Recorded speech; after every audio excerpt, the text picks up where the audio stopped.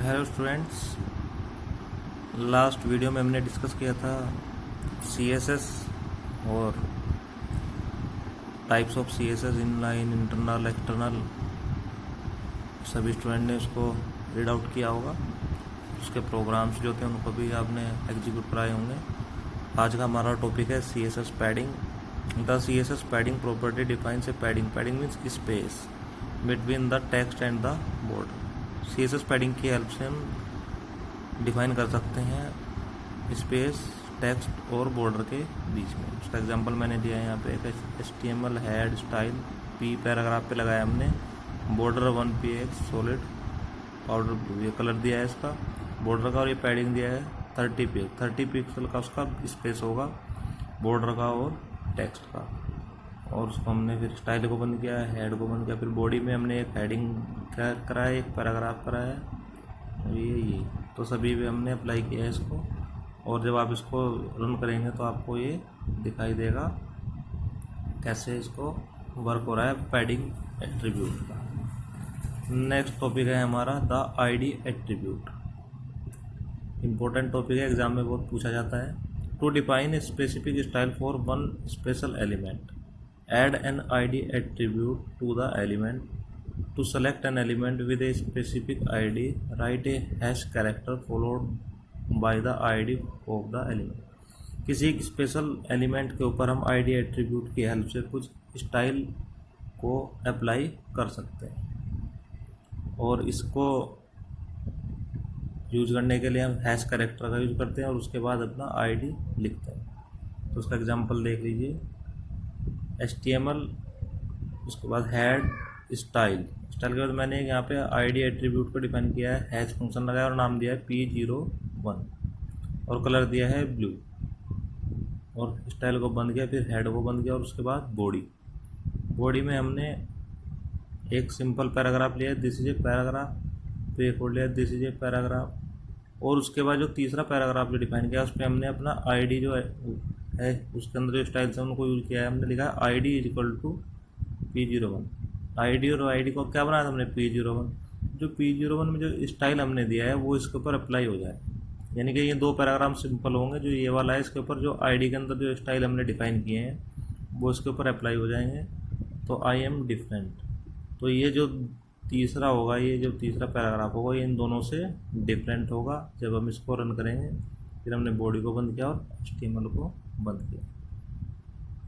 Okay student, एक और example मैंने लिया है इसी का ही, HTML head style my head. यहाँ पे हमने एक आईडी एट्रीब्यूट डिफाइन किया, हैश लिया, आईडी का नाम है माई हेडर, और इसमें बैकग्राउंड कलर लिया हमने लाइट ब्लू, कलर लिया है ब्लैक, पैडिंग लिया 40px, टेक्स्ट कलर लिया सेंटर।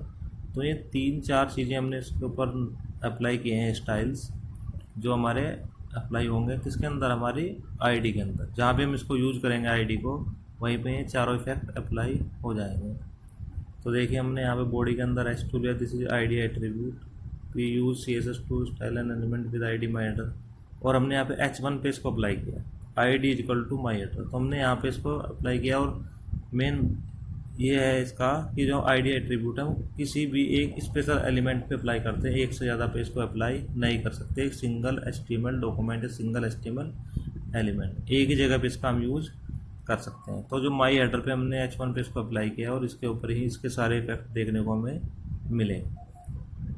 ओके, नेक्स्ट है हमारा क्लास एट्रीब्यूट। जो मेन डिफरेंस होता है आईडी में और क्लास में वो ये होता है कि जो आईडी होती है, आईडी एट्रीब्यूट है, उसको सिर्फ हम एक स्पेशल एलिमेंट के ऊपर यूज अप्लाई कर सकते हैं या अप्लाई कर सकते हैं, जबकि क्लास एट्रीब्यूट को हम एक या एक से अधिक पे भी अप्लाई कर सकते हैं। To define a style for special type of elements, add a class attribute to the element. To select an element with a specific class, write a dot followed by the class of the element. Class attribute को use करने के लिए हम dot का use करते हैं, उसके बाद हम अपनी क्लास का नेम लिखते हैं, और जिस भी एलिमेंट के ऊपर अप्लाई करना होता है तो उसको डॉट की हेल्प से हम अप्लाई कर सकते हैं, डॉट और क्लास नेम की हेल्प से अप्लाई कर सकते हैं। एग्जांपल देख लेते हैं इसका भी। HTML हेड स्टाइल, यहाँ पे हमने अपनी क्लास को डिफाइन किया है P.error, एरर हमारी क्लास का नाम है, और ये P पैराग्राफ के ऊपर हमने इसको किया है। तो यहाँ पे कलर कर दिया हमने उसका रेड। स्टाइल और हेड को बंद किया, फिर बॉडी में दिस इज पैराग्राफ, ये सिंपल है, ये भी सिंपल है। और लास्ट वाले पे हमने क्लास लिया है। क्लास का नाम क्या दिया है? एरर। यानी कि जो एरर क्लास बनाई है उसके ऊपर जो भी स्टाइल है वो इसके ऊपर अप्लाई हो जाएंगे। उसके बाद ये, और फिर देखो मैंने कहा था कि जो हमारा आईडी एट्रीब्यूट है उसको हैश की हेल्प से करते हैं, इसको डॉट की, और उसको हम केवल एक बार प्रोग्राम में यूज कर सकते हैं, जबकि इसको एक से अधिक बार हम अप्लाई कर सकते हैं। तो एक बार यहाँ पे अप्लाई कर लिया हमने और एक बार यहाँ पे अप्लाई कर लिया। और स्टूडेंट्स एग्ज़ाम में पूछा जाता है कि क्लास को हम किसकी हेल्प से डिक्लेयर करते हैं, तो वो करते हैं डॉट की हेल्प से। और अगर पूछा जाए आईडी को तो उसको करते हैं hash character. Difference between class and ID.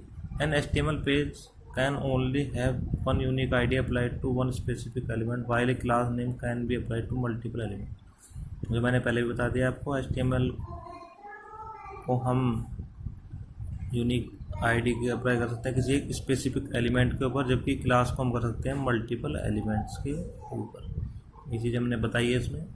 इसका एग्जांपल भी देख लेते हैं। देखिए HTML हेड स्टाइल माई हेडर, तो हमने माई हेडर पे एक हमारी आईडी एट्रीब्यूट को डिफाइन किया, background, colour, padding, text line, और एक हमने क्लास डिक्लेयर की है। क्लास का नाम लिया हमने सिटी, बैकग्राउंड, कलर और पैडिंग। तो दोनों हमने बना लिए हैं। इसमें हम इनका यूज़ देखेंगे। स्टाइल को बंद कर दिया, फिर हेड को बंद किया, बॉडी के अंदर H2 difference between class and ID.